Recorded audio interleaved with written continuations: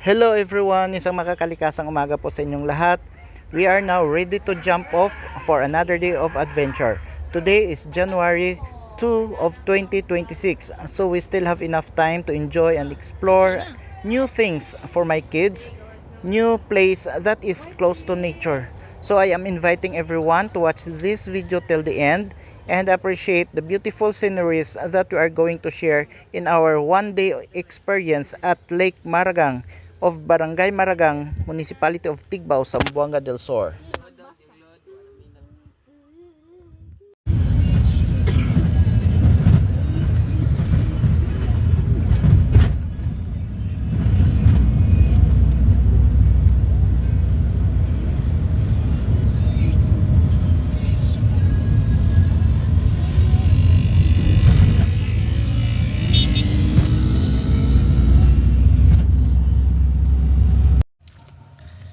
Ayan guys, good morning. On the way na kami sa Lake Maragang. So dahil mga lasing pa ang driver ng tricycle, kaya ito, lakad-lakad muna kami. Medyo malayo pa kasi ang site, kaya babalikan kami ng ng kaisa-isang motor na aming dala.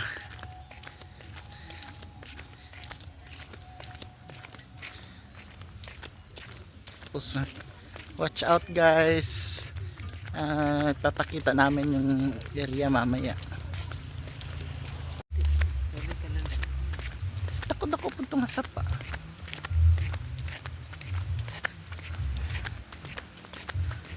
Yan ang panganay kong anak guys. Mana ba sa akin ang kapugian?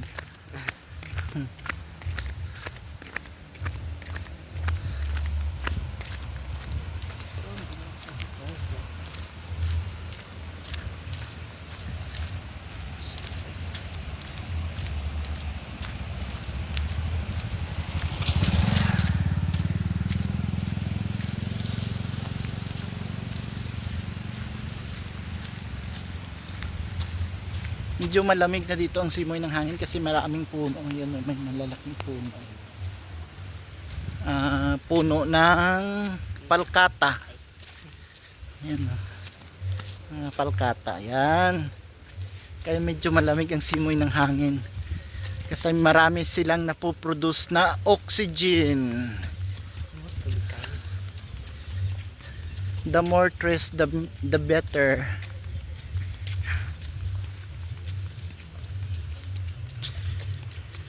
Ayan guys, tuloy pa rin paglalakad namin kasi wala pang motor na susundo sa amin.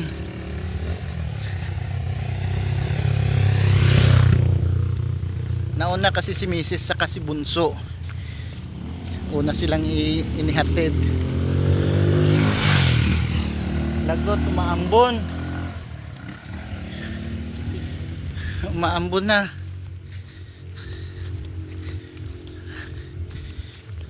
Baka mamaya madulas pag akyat sa bundok.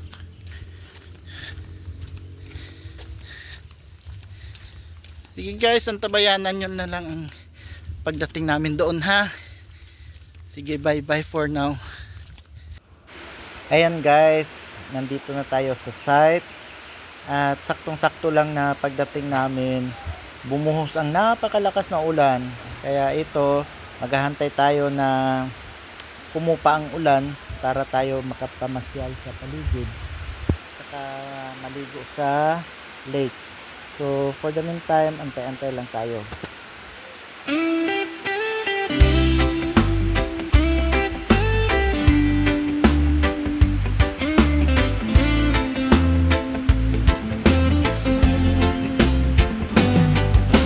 Sa puso ni Jogas, luntian ang mundo, pagmamahal sa gubat, kanyang paraiso. Sa bawat dahon, may kwento't himala, sa bawat bulaklak, kulay ng pag-asa. Sa kaniyang mata, ang dagat ay buhay, alon at buhangin, kaniyang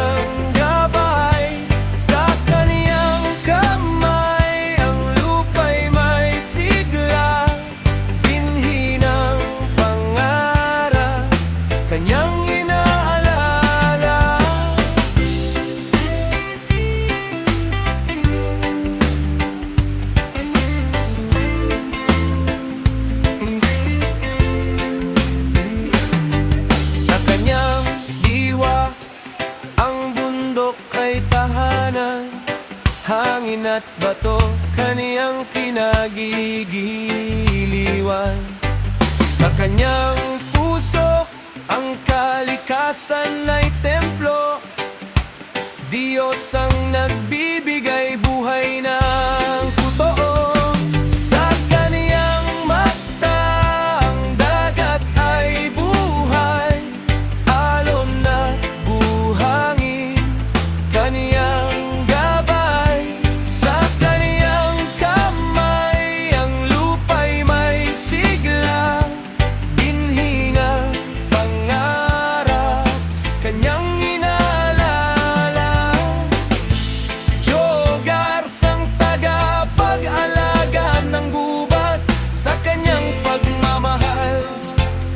kalikasan ay laging ingat. Sa bawat yapak, respeto at pag-ibig. Sa bawat hininga, kalikasan ang sinasambit. Sa kaniyang mata ang dagat ay buhay, alon at buhangin, kaniyang gabay.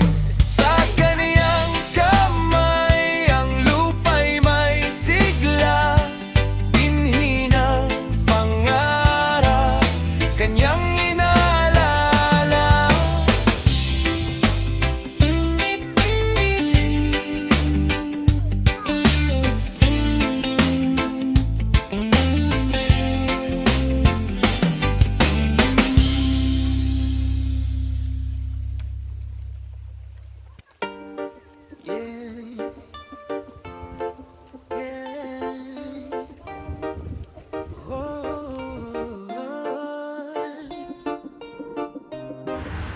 Ngayon guys, aakyat tayo sa mas mataas na bundok.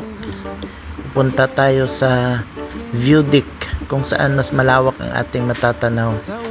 Yung buong bundok tsaka buong lake matatanaw natin doon sa view deck. So let's go guys. Alam ko madulas at pahirapan ang daan papunta doon sa view deck, kaya hindi ko na sinama yung dalawang kids.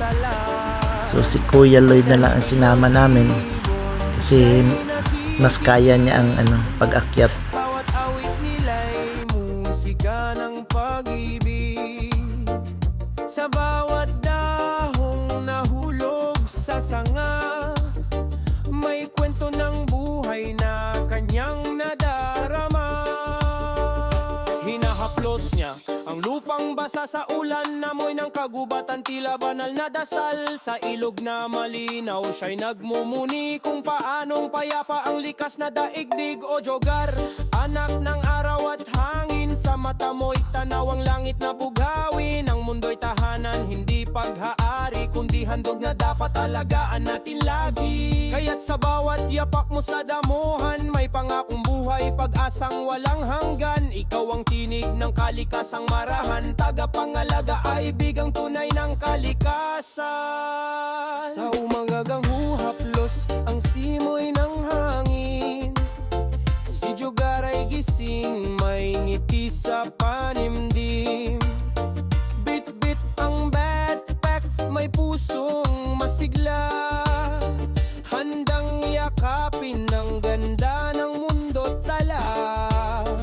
Sa himig ng ibon, siya'y nakikinig, bawat awit nila'y musika ng pag-ibig. Sa bawat dahong nahulog sa sanga, may kwento ng buhay na kanyang nadarama.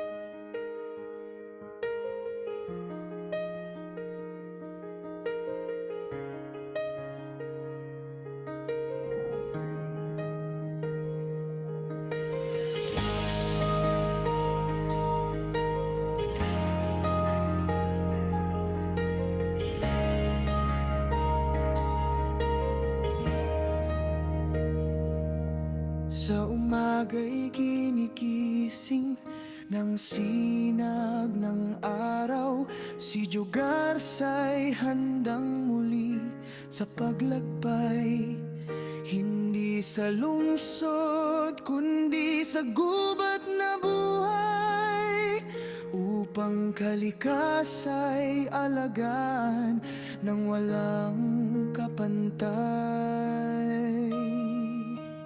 Hawak ang pangarap, puso'y may alab, magtanim ng puno, maglinis ng sapat dagat.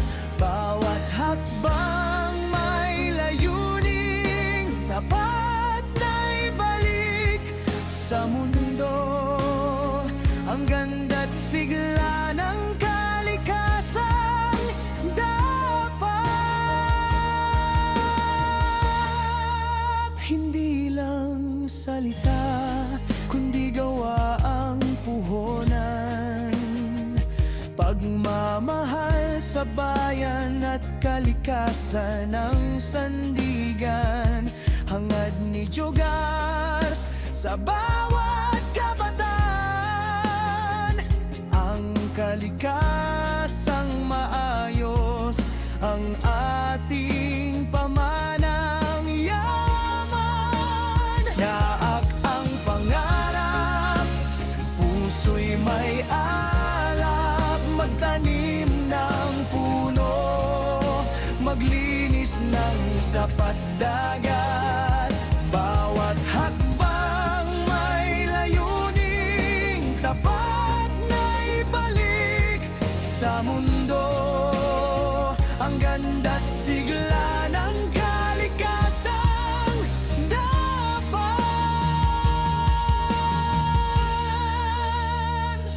kaya't sa bawat simoy ng hangin na dumadaan, sa bawat ibong umaawit ng kasiyahan, nais ni Jogars ipaalala sa sambayanan. Ang kalikasan ay buhay, ating ingatan kailanman.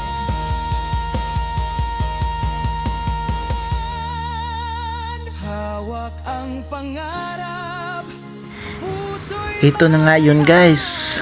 So aakyat tayo sa sa view deck para matatanaw natin yung kung saan tayo galing. Ayan oh. So aakyat tayo dyan. ibalik sa mundo ang ganda't sigla ng kalikasan. Dapat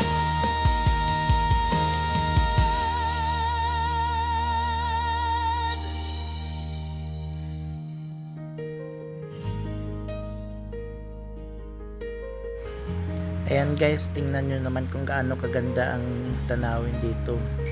Ayan, ganun kalawak ang lake. Hindi naman siya ganun kalawak talaga, pero malaki na. Ayan. Yan. Diyan tayo natutulog.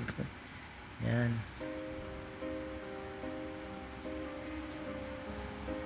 Pero yung yung dito banda sa pinakagilid, hindi talaga dyan pinapapuntahan ng mga tao kasi nadidisturb yung mga wildlife dyan, kaya pinagbabawal nila.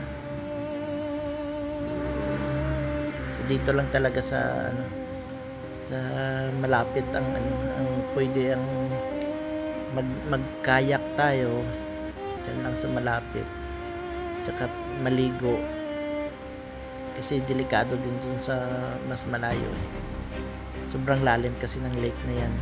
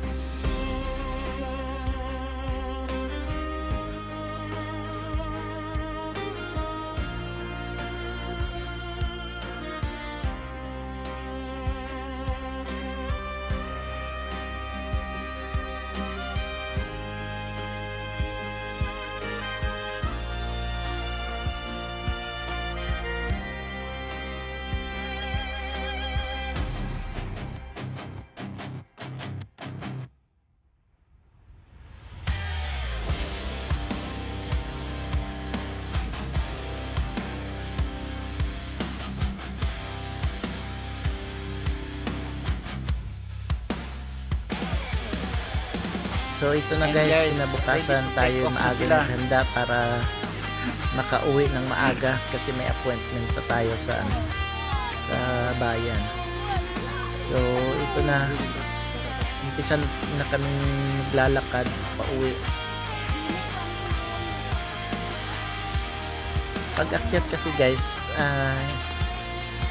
naisip ko baka hindi kayanin ng mga kids na umakyat kasi sobrang tarik ng ng daan. So sumakay talaga kami sa motor, yung tawag namin Kasi bugatan ka. So ayan, tumatakbo sila sa Lubuan mo gina nila. kasi pag hindi ka tumakbo nahirapan kang pigilan ang paa mo. Yan si Bunso. Sabi ko kasi maglakad tayo pa uwi para sulit naman yung yung adventure natin. Hindi natin mararamdaman kung gaano kahirap pag tayo sumakay ulit. Kaya sabi ko maglakad tayo. So it took 1 hour and a half sa paglakad namin pa uwi. So kung maglalakad tayo kasi paakyat, nasa 3 hours bago ka makarating. So ginawa namin, sumakay kami sa habal-habal para mas mabilis. Tamang-tama pagdating namin, bumuhos yung malakas na ulan. So tama lang na sumakay talaga kami.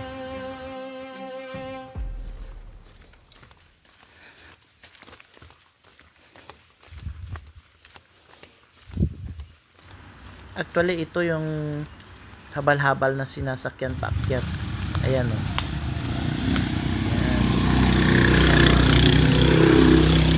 Bababa na kami sila paakyat pa lang. Ganyan kahirap. Mahirap pero enjoy. Mga kids kahit pahirapan, tuwang-tuwa sila sa mga experience namin doon.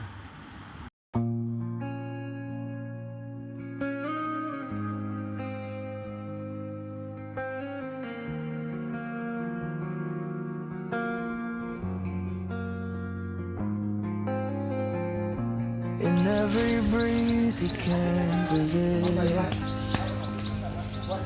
the world heart of a nature enthusiast. Asa ito yung ngalan ni mo tinod, Mek? Garin, sir. Garen? Yan nga pala si Garen, ang aming tour guide. Pauwi na kami, hindi ko pa alam pangalan niya. Stars align, living life when the free meets the bliss. That's Jagar's nature enthusiast.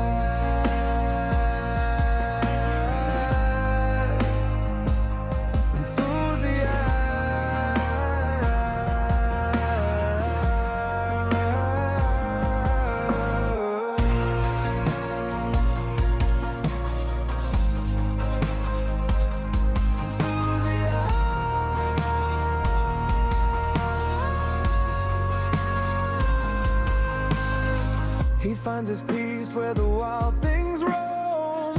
Every forest feels a little like home. Birds song rising like a soft sunrise. Nature's fire glowing in his eyes. And when the world feels too loud, too fast, he runs where the memories always last. Through fields of freedom he always exists. Jagar is the true nature enthusiast.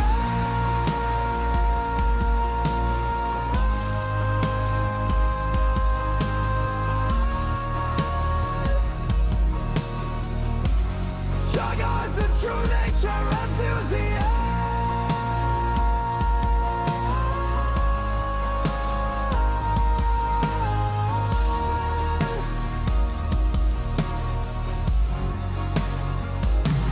Oh, Jagar's got the mountains on his mind, rivers in his heartbeat, stars align. Living life where the green meets the blue. The Jagar nature's enthusiast.